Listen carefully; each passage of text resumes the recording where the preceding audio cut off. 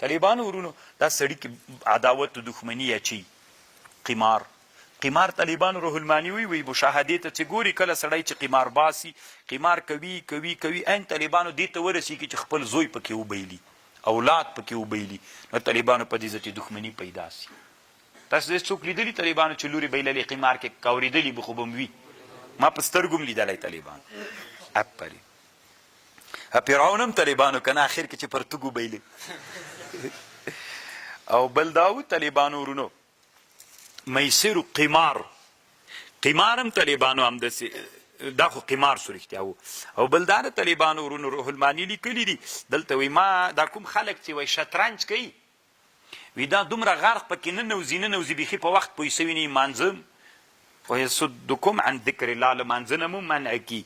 او بل دا وي طالبانو هلته سړی داسې مغلوب پکې تللی غوسه غوندي عزتي چې مازې خبره وکړي چې جنګ تر جوړي. مسلمان سره خو جنګ نه ده مناسب که نه.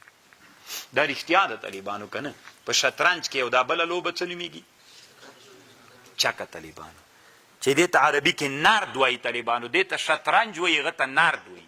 نرد طالبانو دواړه طالبانو له اسلام نه مخکینۍ لوبې دي ښه، او دې ته م فکر وي طالبانو. شطرنج چې ده د موږ د احنافو مذهب باندې مکرو ده، خو تحریمي مکرو ده. د موږ د مالکیانو د حناب چې قمار نه یم پې باندې مکرو تحریمي ده، او شافعیان وایي چې مکرو تنزیهي ده چې قمار نه یي پې باندې. او نرد طالبانو چکه هغه اسلام کې حرامه ده، که قمار نه یم پې باندې د څلورو مذاهبو فتوا ده چې هغه حرامه ده. نرد طالبانو علماو په خپل مستقل کتابونه جوړ کړي دي. شافعیانو کې یو عالم ترسوي ابن حجر یو کتاب جوړ کړی کف الرعاع نومیږي. کف الرعاع ډېر ښه کتاب جوړ کړی طالبانو ورونو. هغه په دغه لوبو باندې او په موسیقي باندې بحث کړی ده. دا اوس کله کله طالبان پوښتنه کوي د جنوب طالبان وایي موږ کله بوشکه وهو دا څنګه ده؟ نو طالبانو بوشکه هم په موسیقي کې ناروا ده، ځکه دوی وایي هر هغه شی چې ته داسې وایي چې په سړي کې طرب پیدا کوي، نڅا ته سړی هڅوي. دا اوس طالبانو یو کتاب داسې کېږده که نه، داسې دی چې کېښود نو چې دا ګوتو باندې داسې هغه ورکوي منظم، داسې چې منظم هغه ورکړي هلته د سړي دا اوږې داسې په حرکت راسي. او چې دا خو لږ پکې مسلکي که نه ستي ښه نه سي ورته، بس طالبانو ورګډ سي میدان ته. نو ضرب الاعلام على الصيني ضرب الاقلام على الصيني طالبانو داسې عنوان یې کېښودلی. ابن حجر وایي هر هغه شی چې سړي کې طرب راولي چې داسې ووهې لکه هغه زمانه کې به اوس خو بوشکه د هغه زمانه کې د چیني کاسې نه وي. ضرب الاقلام قلمونه على الصيني په چیني کاسه باندې چې داسې وهي داسې یو رقم ته اواز غوندې کوي. هر هغه چې طرب راولي یعنې سړي کې سړی نڅوي نو دا نو بوشکم طالبانو جایز نه ده، هم د موسیقي برخه ګرځي. او یو که داسې طالبانو لکه صوفیان غوندې طالبانو، صوفیان خو هغه خو هم د صوفیان هم نه صوفیان وایي طالبانو هغه موسیقي حلاله ده خو ټول آلات نه، هغه موسیقي حلاله ده. بعضې صوفیان وایي لکه امام غزالي غوندې، شامي غوندې، عبدالغني نابلوسي خو مستقل کتاب پې جوړ کړی ده، علام ابن طولون غوندې، امام مثنوي دوی وایي هغه موسیقي چې الله ته ځان پې نږدې کوي. یو داسې موسیقي ده چې سړي کې شهوت راپاروي، یو داسې موسیقي ده چې هغه الله ته سړی نږدې کوي. واطیعوا الله دا د ایران هغه څه ورته وایي دا د ایران رئیس جمهور چې دا خپله موسیقي زده ده طالبانو که څنګه چل ده.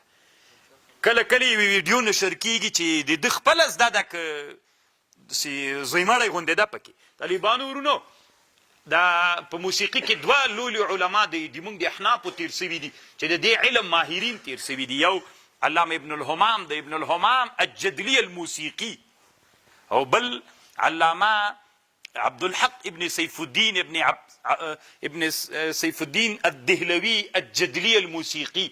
نو د دې علم مهارت ورته وي طالبانو. دا خو ځکه دا علم طالبانو اعداد او نسبتونه دي. اطیعوا الله واطیعوا الرسول واحذروا ځانو ساتئ له مخالفت د الله او د رسولنا. فان تولیتم فاعلموا انما على رسولنا البلاغ مبین. طالبان ورونو لږ لږ بعضې علوم زده کول ښه وي فایده سړي ته کوي. کله چې امریکایان افغانستان ته راغلل او د دې اشغال مرتبې دلته سولې، له افغانستان نه یو دم طالبانو هغه روحي یا هغه موسیقي چې انسانانو کې همتونه پیدا کول، هغه افغاني غرور پیدا کو، طالبانو هغه موسیقي له افغانستان نه بیخي ورکه سوله. مخکینی د ډمان د افغانستان چې ول طالبانو د دوی موسیقي یو بل قسم موسیقي وله، هغه فاحشه موسیقي نه وله. که تاسې د هغوی شعرونه یا هغه څه واورئ هغه کې فاحشه موسیقي نسته ده. دا چې غرب د اشغال لاندې دلته راغی، دلته طالبانو ټوله د فاحشه موسیقي منځته راوړله. مخکې د افغانستان مشهور د علم د موسیقي والا چې ول طالبانو هغه داسې فاحشه موسیقي بیخي ونه، داسې شعرونه ول چې هغه یو د ډېرې لویې معنا شعرونه ول.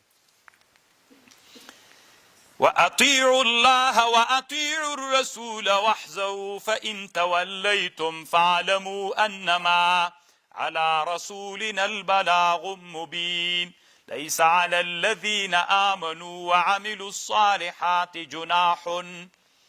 دا خو طالبانو ورونو چې کله کوم صحابه مخکې وفات سوي ول چې هغوی هغه زمانه کې شراب څکل جواز یې درلوده، میسر و قمار حرام نه و ګرځېدلی، نو دوی ویلې چې اوس حرام سو نو هغوی به څنګه وي؟ نو الله دا آیات را نازل کړ ليس على الذين آمنوا وعملوا الصالحات جناح فيما طعموا إذا ما اتقوا وآمنوا وعملوا الصالحات ثم اتقوا وآمنوا ثم اتقوا واحسنوا والله يحب المحسنين.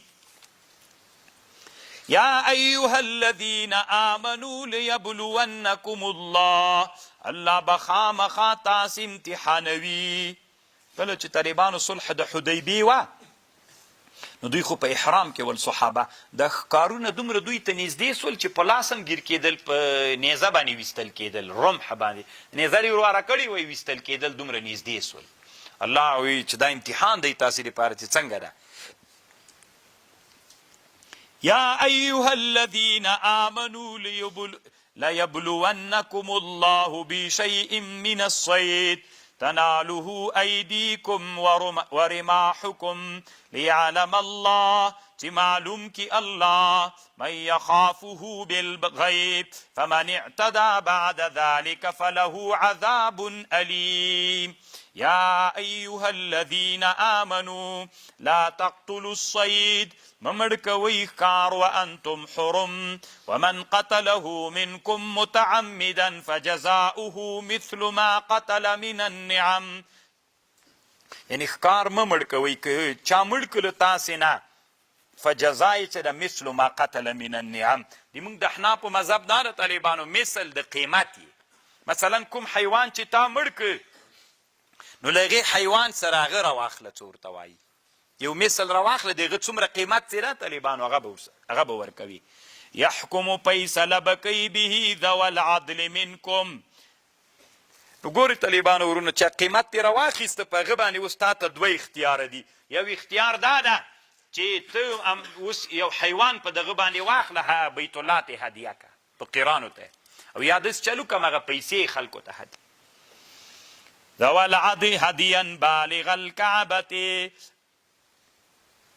او کفارة طعام مسکین او عدل ذلك صيام. یا په اندازه د دې روزه لیذوق چې وچکي وبال امره عفى الله عما صلف ومنع عفو کړي الله هغه مخکې چې تاسې نسوي ومن عاد فينتقم الله من والله عزيز انتقام.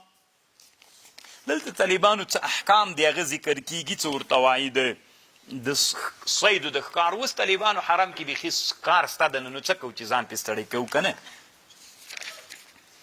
احل لکم صید البحر وطعامه حلال د تاسې دپاره ښکار د بحر وطعامه او طعام د بحر